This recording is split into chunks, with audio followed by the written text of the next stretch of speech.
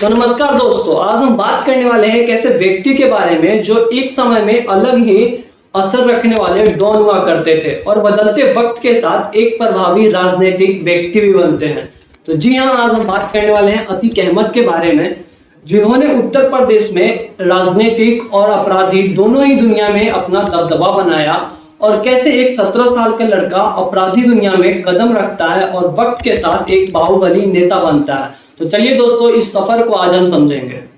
अतीक अहमद, अतीक अहमद, अतीक अहमद, अतीक अहमद लेके कह रहे हैं कि हत्या आपने और आपके भाई ने करवाई, तो ये कोई मतलब नहीं है आपका। तो वक्त था 1962 का, जब प्रयागराज के एक सामान्य से घर में जन्म होता है अतीक अहमद का और वो एक सामान्य सा जीवन जीते हैं और जवानी के दिनों में इन्होंने अपराध की दुनिया में कदम रखा। और वक्त होता है 1979 का, जब वो सिर्फ 17 साल के होते हैं और उन पे पहला मर्डर केस का इल्जाम लगता है।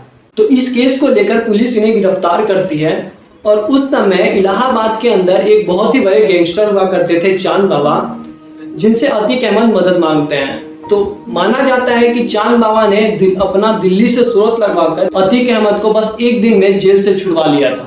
और जेल से निकलने के बाद अतीक अहमद चांद बाबा के साथ मिलकर एक गैंग बनाते हैं और बहुत ही जल्द इलाहाबाद में बहुत ही मशहूर हो जाते हैं। तो अतीक अहमद सोचते हैं कि वो भी राजनीति में आएंगे और इस बात को चांद बाबा को बताते हैं, लेकिन इस बात को लेकर के इन दोनों के बीच अनबन होती है और अतीक अहमद और चांद बाबा अलग हो जाते हैं। तो अब वक्त आता है 1989 का, जब अतीक अहमद अपने अपराधी शक्ति को राजनीतिक शक्ति में बदलने का सोचते हैं और इलाहाबाद के पश्चिमी क्षेत्र से चुनाव लड़ते हैं और उस चुनाव में जीत हासिल करते हैं। यह चुनाव उनके लिए एक बहुत ही बड़ा मोड़ था। अब वो सिर्फ एक डॉन नहीं बल्कि एक बाहुबली नेता बन चुके थे और अपनी अपराधी शक्तियों का इस्तेमाल करके वो 5 बार विधायक का चुनाव जीतते हैं। हालांकि उनके खिलाफ 100 से ज्यादा केस दर्ज है, जिसमें बहुत ही बड़े क्राइम थे, चोरी, मर्डर और किडनैपिंग।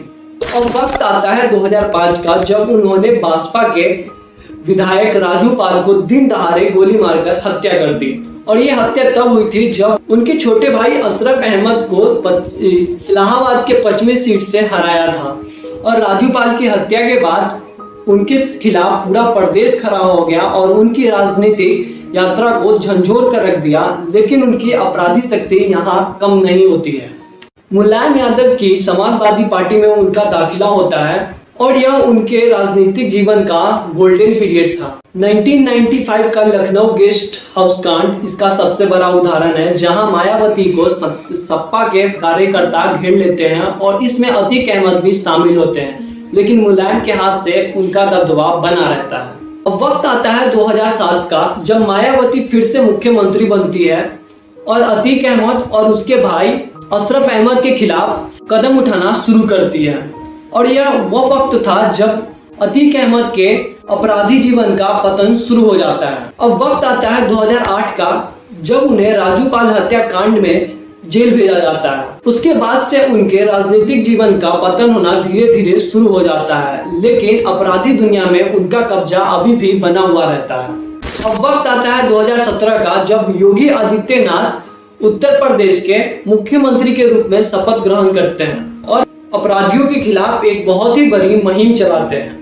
आखिरकार 2023 में अतीक अहमद और उनके भाई अशरफ अहमद की पुलिस कस्टडी में ही हत्या कर दी जाती है।